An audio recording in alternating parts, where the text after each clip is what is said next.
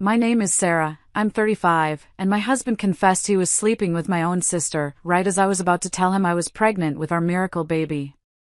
Before I tell you how I took everything from him in the divorce and how his own family helped me do it, let me know where you're watching from in the comments.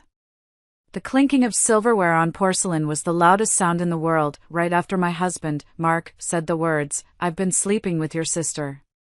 He didn't whisper it. He didn't choke on the words. He just said it. A simple fact, delivered across the white tablecloth of our favorite restaurant, the Oak Room, the same place he'd asked me to marry him 6 years ago. My hand was frozen halfway to my water glass. The air left my lungs in a silent rush. The waiter's voice from a nearby table, asking about dessert options, sounded like it was coming from underwater. My sister. Chloe. My mind just snapped. It fled the scene. It ran back 2 months, to a Tuesday morning in our quiet Chicago home. I was standing in the master bathroom, leaning against the cool marble of the countertop, staring at a little white plastic stick I'd placed there exactly 3 minutes before. My heart was hammering against my ribs, a frantic drumbeat of hope and fear. For 5 years, Mark and I had been on the brutal, heartbreaking roller coaster of infertility. 5 years of appointments, of dashed hopes, of quiet tears shed in this very bathroom. We'd finally given up, made a fragile peace with the idea that it would just be the two of us. And then, I was late. I'd told myself it was stress. Our jobs as doctors were demanding. But a tiny, stubborn seed of hope had sprouted. I bought the test on my way home from the hospital, my hands clammy as I paid the cashier. Now, I took a deep, shaky breath and turned it over. 2 pink lines. I gasped. Not a scream, just a sharp, sudden intake of air. I sank to the floor, my legs giving out from under me. Tears, hot and immediate, streamed down my face. They weren't tears of sadness this time. They were tears of pure, unadulterated shock and joy. I was pregnant. After all this time, after all the pain, a miracle was growing inside of me. I laughed through the tears, a messy, hysterical sound, my hand pressed flat against my stomach. My first thought, my only thought, was Mark. He was at a medical conference in Denver for the week. I wanted to call him, to scream the news through the phone, but I stopped myself. This wasn't news to be shared over a crackly connection. This was news that deserved a moment. A perfect moment. So I planned. I booked a table at the Oak Room for the day he got back. I went to my first ultrasound alone, my heart swelling as I saw the tiny, flickering heartbeat on the screen. The doctor printed a picture for me, a little black and white image that looked like a grainy photo of the moon, but to me, it was the most beautiful thing I had ever seen. I bought a small, silver picture frame and put the sonogram inside. I even wrapped it, a little box tied with a blue ribbon. We'd always joked that the moment we found out, we'd have to start a college fund immediately. This was the start of everything. For 2 months, I held this perfect, beautiful secret, letting it warm me from the inside out. I imagined the look on Mark's face. The surprise, the disbelief, the tears of joy that would mirror my own. It was this image that got me through the long shifts at work. It was this image I held in my mind as I drove to O'Hare to pick him up that afternoon. He'd been quiet in the car, distant. I'd chalked it up to exhaustion from his trip. I'd chattered excitedly about our reservation, about how good it was to have him home. He just nodded, his eyes fixed on the traffic outside.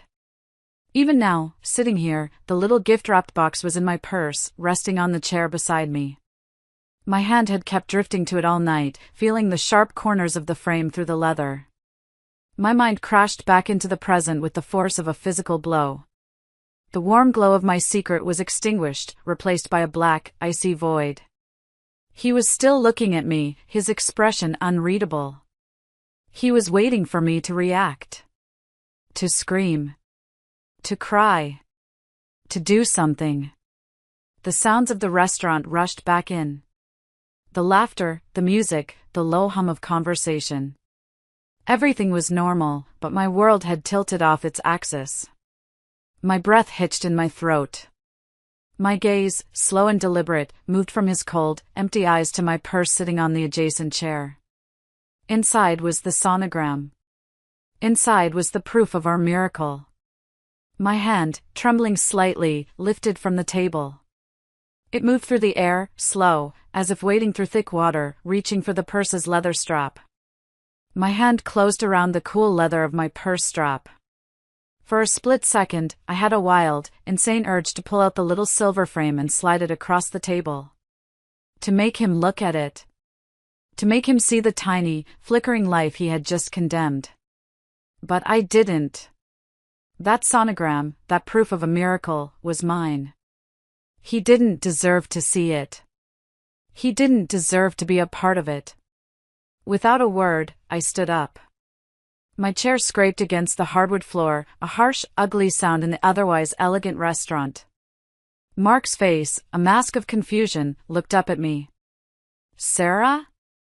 What are you doing? Sit down. People are looking." I didn't even look at him. I looked through him. I took my purse, turned, and walked away. I could feel the eyes of the other diners on my back, but I didn't care. I walked straight out the heavy oak doors, into the cool Chicago night, and I didn't look back. The drive home was a blur. The city lights smeared across my windshield, warped by the hot, silent tears streaming down my face. My hands were locked on the steering wheel, my knuckles white. I was on autopilot, my body navigating the familiar streets while my mind was a screaming, chaotic void. My phone, lying on the passenger seat, began to buzz. Mark's name lit up the screen. I ignored it. It buzzed again. And again. A text came through. Then another. I glanced over, my vision blurry. "Where are you going?"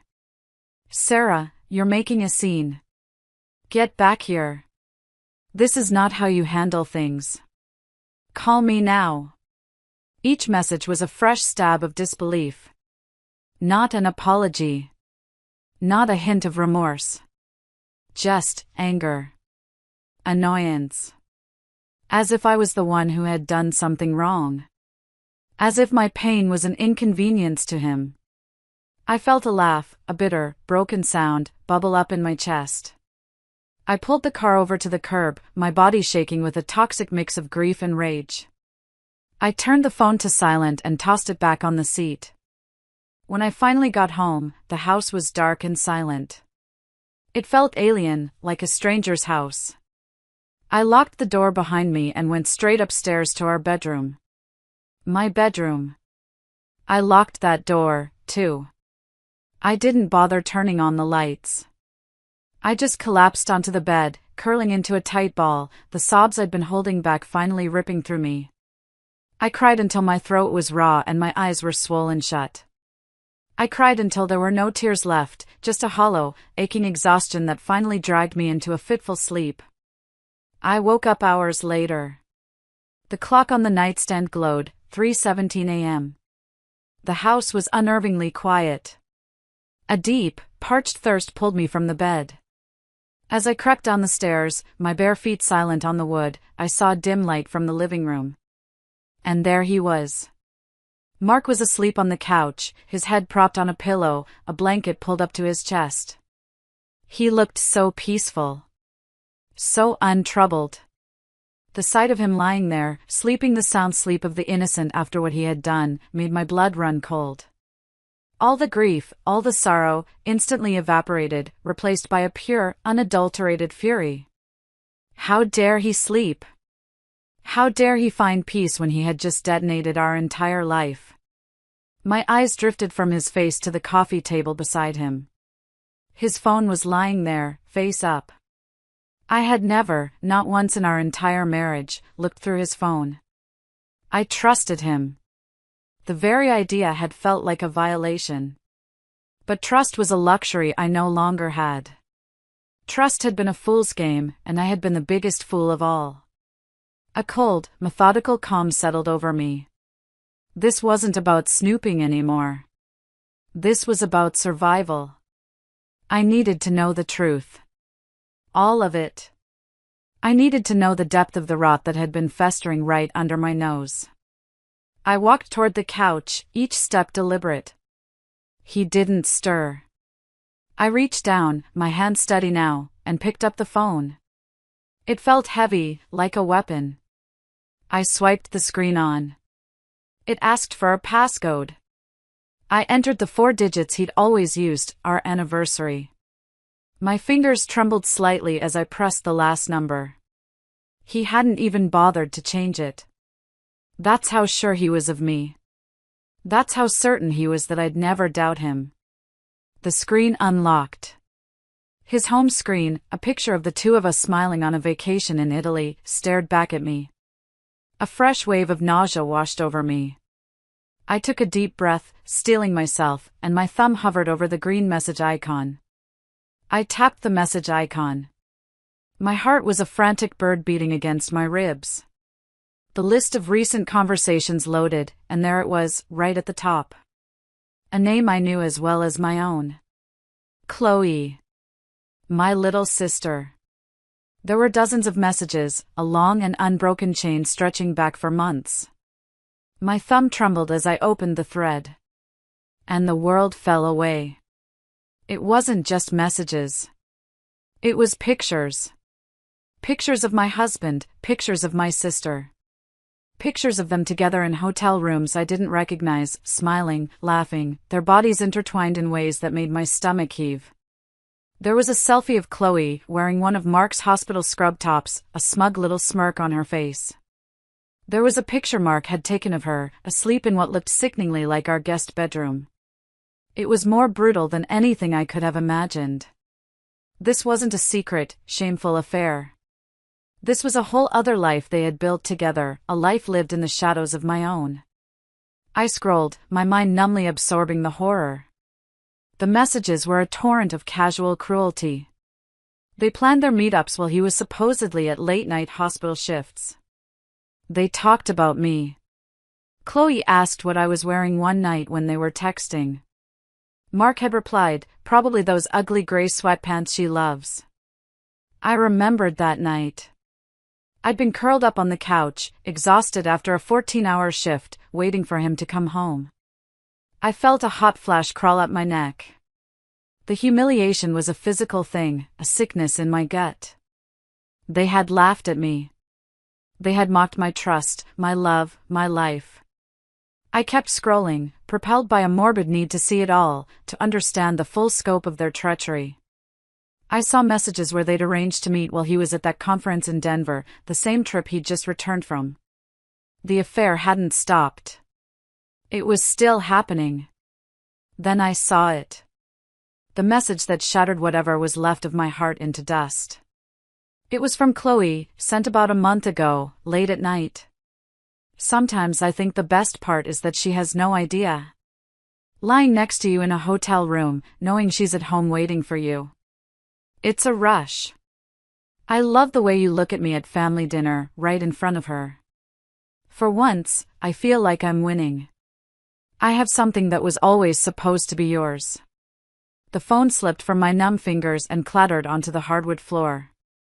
I didn't even flinch. I just stared at the wall, the words burning behind my eyes. For once, I feel like I'm winning. This wasn't a mistake. This wasn't a moment of weakness. This was a competition to her. A conquest. My marriage, my husband, my life, it was a prize she had set out to steal. And Mark had let her. He had handed it over. A sound, a strangled, guttural sob, escaped my lips. I clamped a hand over my mouth, my body shaking uncontrollably. This pain was a different kind.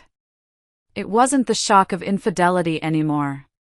It was the sickening realization that the two people I should have been able to trust most in the world had conspired against me, had reveled in my ignorance, had found pleasure in my deception. My own sister. A cold, hard clarity cut through the pain. This was not something to be fixed. This was not a wound that could be stitched up. This was a rot that went to the bone. My eyes flickered to Mark, still sleeping soundly on the couch. The image of his peaceful face was no longer just ironic, it was grotesque. With a resolve I didn't know I possessed, I stood up. I picked his phone up off the floor. Then I walked to the kitchen, got my own phone, and began to take pictures. Click. A screenshot of their explicit photos. Click. A shot of their hotel plans. Click. Click. Click. I photographed every damning message, every cruel joke, every piece of their secret life.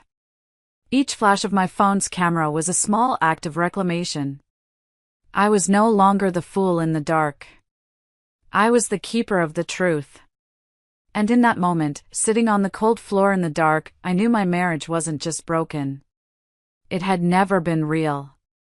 If you're still listening, please help me by liking this video and commenting the number 1 below.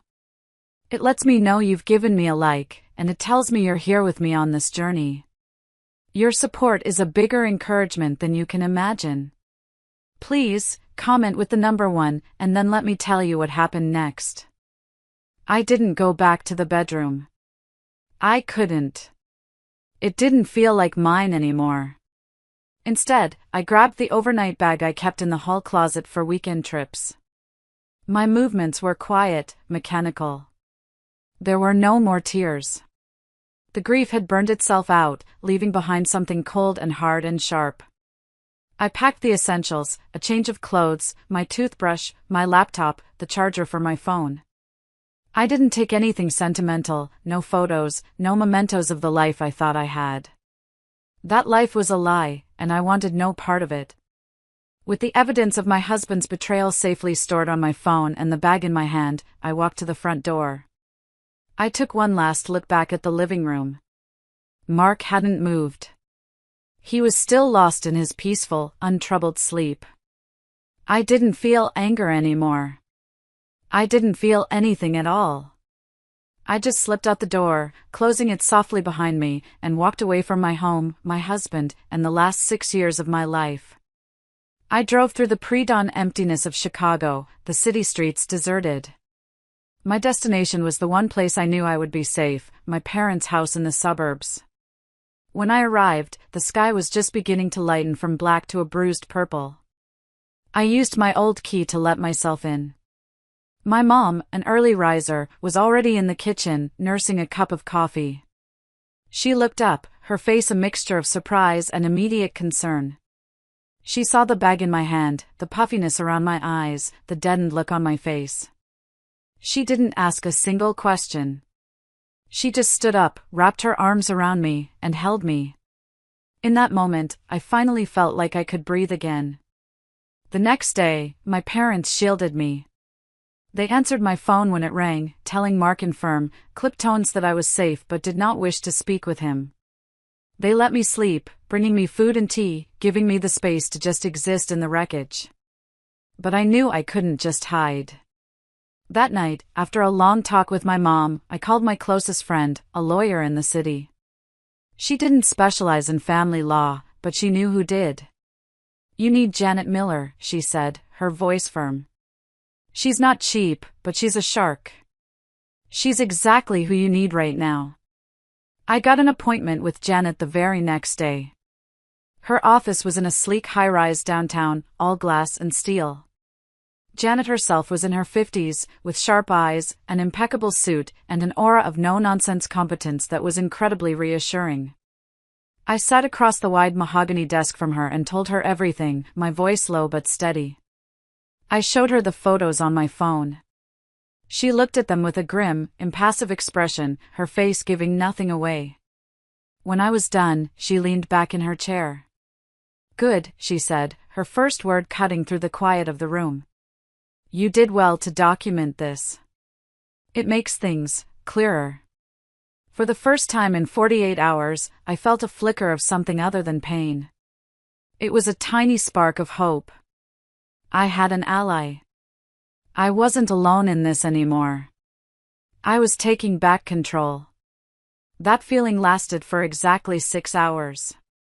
The next afternoon, I went to the local grocery store to pick up a few things for my mom.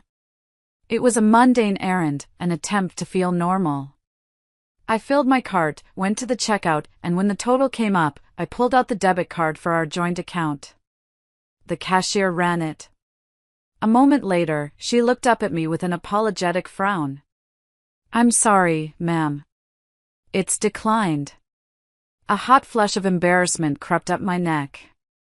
"Oh, that's strange. Could you try it again?" She did. Same result. My heart started to beat a little faster. I paid with the emergency cash I had in my wallet and walked out to my car, a knot of dread tightening in my stomach. I immediately called the bank. After 5 minutes on hold, a polite but impersonal voice on the other end of the line delivered the news. "I'm sorry, Mrs. Collins, but the account was frozen this morning by the primary account holder, Mr. Mark Collins." Frozen. The word echoed in my head. I got back to my parents' house, my mind reeling. On the hall table was a crisp white envelope, delivered by courier. My name was typed on the front. My hands were shaking as I ripped it open. It was from a law firm I didn't recognize. Mark's new lawyer. The letter was brief, clinical, and brutal. It stated that due to my recent erratic behavior and clear emotional instability, Mark had taken steps to secure their marital assets.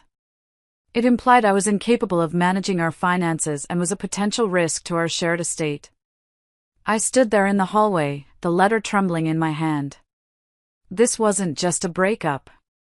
This wasn't just a divorce. This was war. He hadn't just betrayed me, he was trying to destroy me. He had left me pregnant, homeless, and now, he was trying to leave me penniless. The tiny spark of hope I had felt in Janet's office was snuffed out, replaced by a cold, terrifying panic. The panic was a physical thing, a cold claw gripping my insides. I immediately called Janet, my voice high and shaky as I read the letter to her over the phone. I expected her to be angry, to be as shocked as I was. Instead, there was a long pause on the other end of the line. "Good," she said finally, her voice as calm and sharp as ever. "Good?"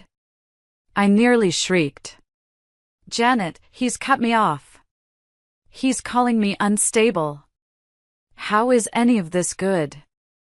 "Because he's overplayed his hand," she said, her tone cutting through my hysteria. "He's arrogant. He thinks he can bully you into a quick, cheap settlement.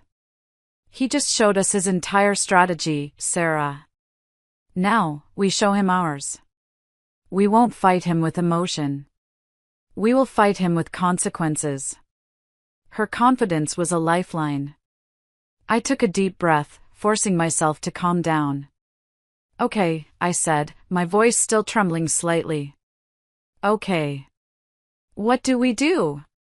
"First," she said, "you need to officially inform him of your pregnancy. It needs to be on the record. A simple, direct phone call. No emotion, no arguing. Just the facts. Can you do that?" My stomach twisted at the thought of speaking to him, but I knew she was right.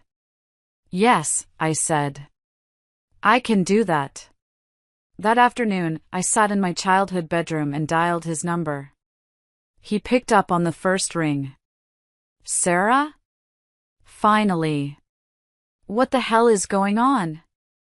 I ignored his question. My voice, when I spoke, was as cold and steady as I could make it. "Mark, I am calling to inform you of something you have a right to know. I am pregnant." Silence. For a long moment, there was nothing but the sound of his breathing on the other end of the line. I thought, for a foolish second, that maybe a shred of the man I married was still in there. That maybe this news would break through his arrogance. I was wrong. His voice, when he finally spoke, was laced with a venom that chilled me to the bone. "Are you serious? You're trying to baby trap me now? After all this?" He let out a harsh, disbelieving laugh. "You know what? I hope you have a miscarriage." The line went dead. I didn't slam the phone down. I just gently placed it back in its cradle. I didn't cry. I felt nothing but a profound, empty coldness. The man I had loved was gone. In his place was a monster. I called Janet back and told her what he'd said. There was another long pause. "Okay," she said, her voice tight with controlled fury. "That's it. Time for step 2. Do you have a good relationship with his mother?" "Carol?" "Yes," I said, confused. "She's always been wonderful to me." "Good," Janet said. "Call her. Invite her to lunch tomorrow. Don't tell her why. Just say you need to talk. And Sarah? Bring a copy of that letter from his lawyer." The next day, I met my mother-in-law, Carol, at a small cafe. She looked worried, her kind face etched with concern. We ordered, and then I took a deep breath. I didn't cry. I didn't yell. I just calmly, factually, laid out the truth. The affair with my sister. The confession at our anniversary spot. The cruel text messages. And then, the pregnancy. Her eyes widened, a flicker of joy immediately followed by horror as she understood the timing. "Carol," I said, my voice steady, "I wanted you to be a grandmother more than anything." But Mark's reaction, he wished that I would lose the baby. Her hand flew to her mouth, a stifled gasp escaping her lips. Finally, I pushed the copy of the lawyer's letter across the table. "And this is what he did yesterday. He's frozen our accounts and is trying to paint me as mentally unstable." She read the letter, her face growing paler with every word. When she looked up, her eyes were blazing with a fury I had never seen before. "That monster," she whispered. "That absolute monster." She immediately pulled out her phone and called her husband, my father-in-law, Tom. Her voice was low and urgent. "Tom, you need to hear this." I sat in silence as she recounted the story to him. 20 minutes later, I was back at my parents' house, my heart pounding with a nervous, uncertain energy. An hour after that, my phone rang. It was Carol. "We've handled it," she said, her voice grim. "We spoke to Mark. I'm so sorry, Sarah. So deeply sorry for what he has put you through." I didn't know what handled it meant until later that evening. I was in the guest room when I heard my father-in-law's voice booming from Carol's phone, which she'd left on speaker in the kitchen. Tom was not a man who yelled, but he was yelling now. "Your inheritance? You can forget it." "What inheritance? You think we'd reward this behavior? Not a dime, you hear me? Not a single dime. It's all going into a trust fund for that baby you were so quick to discard. You threw away this family, Mark. You are on your own." The call ended with the sound of Tom slamming the phone down. A profound silence fell over the house. And in that silence, I knew. Janet was right. We hadn't fought him with emotion. We had fought him with consequences. And we had just won the first major battle. A few days of quiet followed.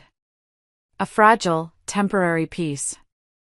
I spent the time resting, talking with Janet, and trying to wrap my head around the fact that I was going to be a single mother. The fury from my in-laws had been a powerful shield, and for the first time, I felt like I had a real chance to get through this. Then, one evening, a car screeched into my parents' driveway.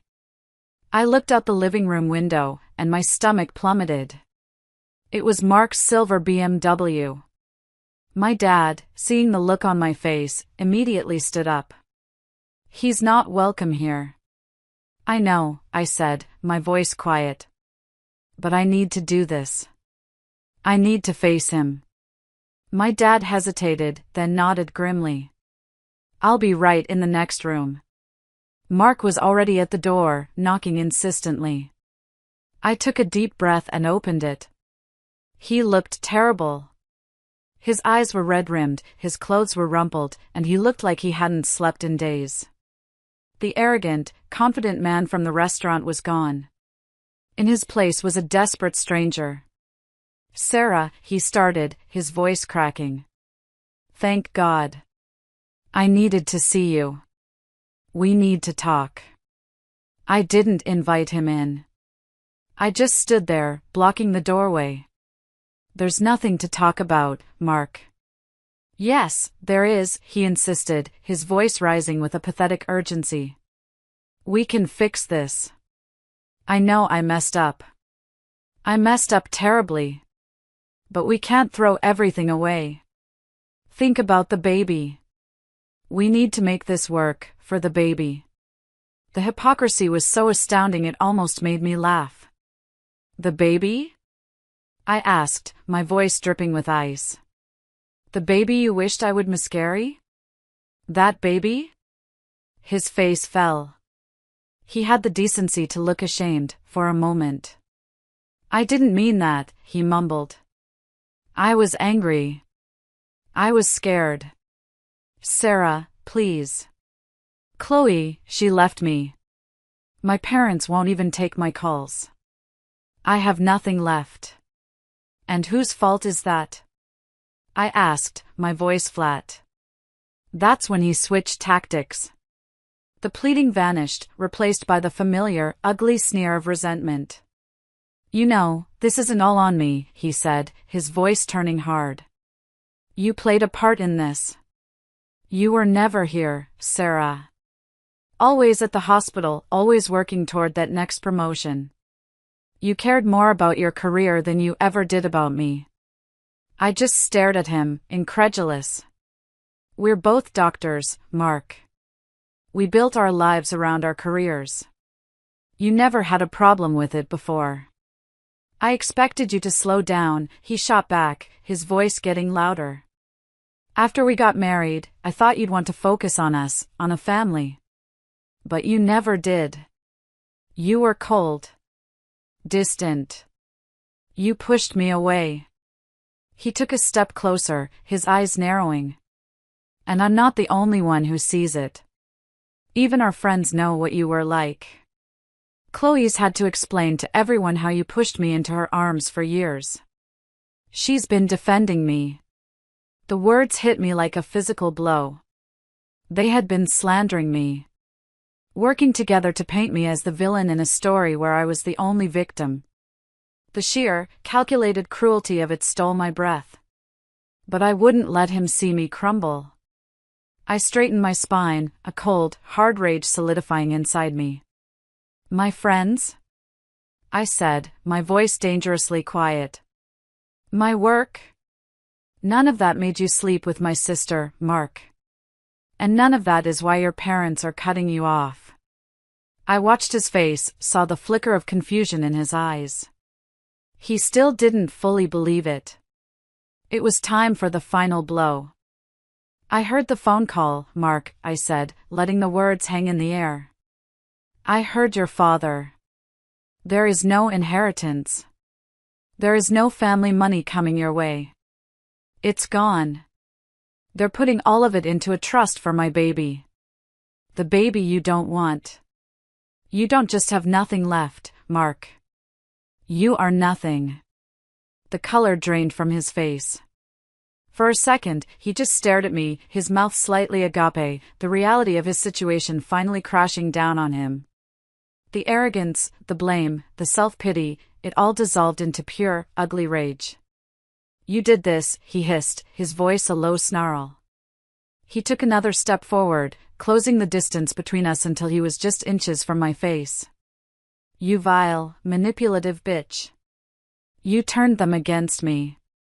You ruined my life." He was yelling now, spit flying from his mouth.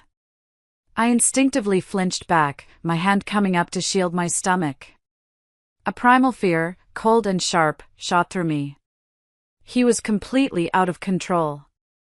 And then, in a blur of motion, the front door was flung open. My dad had been listening, just as he'd promised. He saw Mark towering over me, saw my posture of fear. And something inside him snapped. He didn't yell. He didn't threaten. He moved. 1 second he was in the doorway, the next he had crossed the porch and his fist connected with Mark's jaw. The sound was a sickening, solid thud. Mark stumbled backward, a look of utter shock on his face, his hand flying to his mouth. My dad, his face a mask of cold fury, wasn't done. He grabbed the front of Mark's expensive shirt, bunching the fabric in his fist, and dragged him off the porch and onto the front lawn. Get out, my dad snarled, his voice low and shaking with rage. He shoved Mark hard, sending him stumbling onto the grass. You are done here. If you ever come near my daughter or this house again, I swear to God it will be the last thing you do. Mark just stared, dazed and bleeding, from the lawn. He looked from my dad's furious face to mine. Then, without another word, he scrambled to his feet, stumbled to his car, and sped away. The front door closed with a quiet, final click. My dad's strong arm came around my shoulders, pulling me into a hug.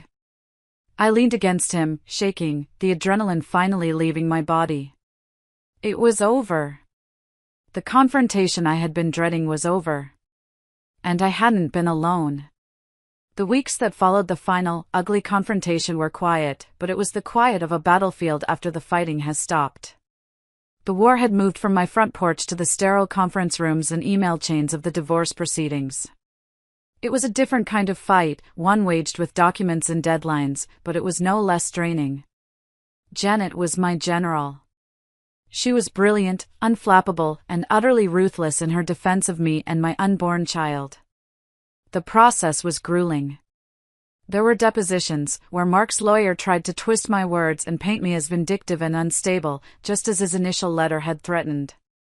Mark, sitting across the table, couldn't even look me in the eye. He stuck to his story, that I was a cold, career-obsessed wife and that his affair with Chloe was a desperate cry for affection. But Janet was prepared. For every accusation, she had a counterpoint. For every lie, she had a piece of evidence. The pictures from his phone were a silent, damning rebuttal to his claims of a meaningless fling. His text messages, wishing our child harm, destroyed any pretense of him being a concerned father. We were fighting for full custody, and with every word he spoke, he made Janet's job easier. The real battle, however, was over finances. Mark's initial arrogance had been shattered, but he was still trying to hide as much as he could. He claimed his salary was his only real asset, that his investments were minimal, that there was very little to split. He was trying to bleed me out, to force me into accepting a lowball offer out of sheer exhaustion. He's lying, Janet said to me after one particularly frustrating meeting. A surgeon with his experience, from his family? There's more. We just have to find it. And that's when she brought in the heavy artillery, a forensic accountant. A quiet, unassuming man named Arthur who had a genius for finding money that people didn't want to be found. For weeks, Arthur dug. He went through years of bank statements, tax returns, and credit card bills. It was a slow, painstaking process. I tried to focus on my health, on preparing for the baby, but the weight of the legal battle was a constant presence. Then, one rainy Tuesday afternoon, Janet called me. We found it, she said, and I could hear the grim satisfaction in her voice. The gotcha moment wasn't a dramatic courtroom scene. It was something far quieter and more devastating. We were all gathered in a large conference room, me, Janet, Mark, and his lawyer. His lawyer was droning on about a settlement offer that was frankly insulting. Janet let him finish. Then, she slid a thick, spiral-bound binder across the polished table. It landed in front of Mark's lawyer with a soft, heavy thud. Before we discuss your client's generous offer, Janet said, her voice smooth as glass, I'd like to direct your attention to page 47. It details the offshore account in the Cayman Islands that your client funded 2 years ago and has been systematically transferring assets into ever since. Arthur was kind enough to document every single transaction. I watched as Mark's lawyer opened the binder. I saw his eyes scan the page. I saw the color drain from his face. He slowly closed the binder and looked at Mark, a look of pure, unadulterated fury in his eyes. Mark, for his part, looked like he had been punched in the gut. He was staring at the binder as if it were a snake. The rest of the meeting was short. Mark's side folded completely. There was no more negotiation. Janet dictated the terms, and they agreed to everything. A substantial portion of the hidden assets. A generous alimony agreement. And Mark voluntarily relinquished all parental rights, agreeing to a custody arrangement where he would have no contact, in exchange for a structured child support payment drawn directly from his salary. He didn't want to be a father, and now, he wouldn't have to be. He just had to pay for his sins. A week later, I sat in Janet's office and signed the final divorce papers. The pen felt heavy in my hand, but not with sadness or regret. It was the weight of finality. With each letter of my name, I was closing a thick, heavy book filled with pain and betrayal. As I signed the last page, I felt a lightness spread through my chest. It wasn't just the end of a marriage. It was the beginning of my independence. 8 months later, the world was a different place. The sterile quiet of lawyers' offices and conference rooms had been replaced by the soft, peaceful quiet of a nursery at 2 a.m.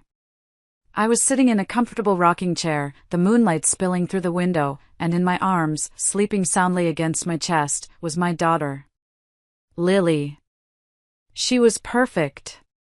She had a full head of dark hair, tiny, delicate fingers that would curl around mine, and the softest, most peaceful little breaths.